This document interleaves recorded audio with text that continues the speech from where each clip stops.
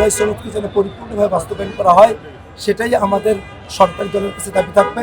এবং আমরা বিরোধী দল হিসেবে যারা আমরা এই সংসদে আমরা আমাদের দায়িত্বভার আমরা গ্রহণ করেছি, আমরাও নতুন করে এই বাংলাদেশটাকে সামনের দিকে এগিয়ে নিয়ে যেতে আমাদের তরফ থেকে আমরা আমাদের সর্বোচ্চ ভূমিকাটা আমরা রাখতে চাই। যত মানুষ আমাকে সহযোগিতা করেছেন আর্থিকভাবে, মানসিকভাবে, রাজনৈতিক অবস্থান নিয়ে যারা আমাদেরকে সহযোগিতা করেছেন, যারা আমাদের সমর্থন করেছিলেন, আপনাদের ঋণ আমরা কোনোভাবেই আমরা শোধ করতে পারবো না।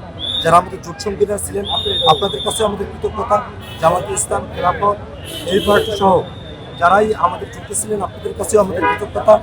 আমরা নতুন এক বাংলাদেশ আমরা চাই।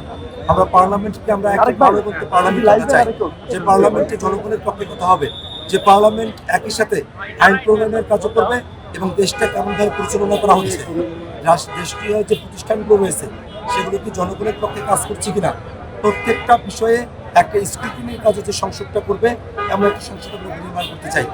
আমরা ব্যক্তিগত রেষারেষি, হানাহানি, মারামারির যে রাজনীতি, সেখান থেকে উতরে গিয়ে পলিসি ডায়ালগের মধ্যে দিয়ে নতুন এক বাংলাদেশের রাজনীতি আমরা দাঁড় করাতে চাই।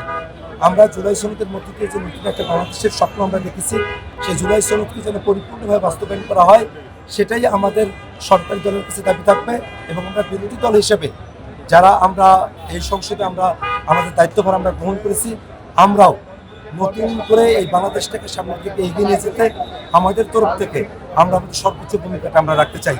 আমাদের এই দায়িত্বভার গ্রহণ থেকে শুরু করে নিয়ে পরবর্তীতে দায়িত্বভার পালন করা পর্যন্ত, একা দায়িত্বভার যতক্ষণ পর্যন্ত আমাদের উপরে আছে ততক্ষণ পর্যন্ত বাংলাদেশের সকল জনগণের কাছে আমরা দোয়া প্রার্থী। আপনারা দোয়া করবেন যাতে করে আমরা এই তরুণেরা যে নতুনের স্বপ্ন নিয়ে আপনাদের সামনে আমরা এসেছিলাম, সেই দায়িত্বভার আমরা সহজে এবং আপনাদের মতো করে আমরা সেটা পালন করতে পারি, দেশের কল্যাণে কাজ করতে পারি।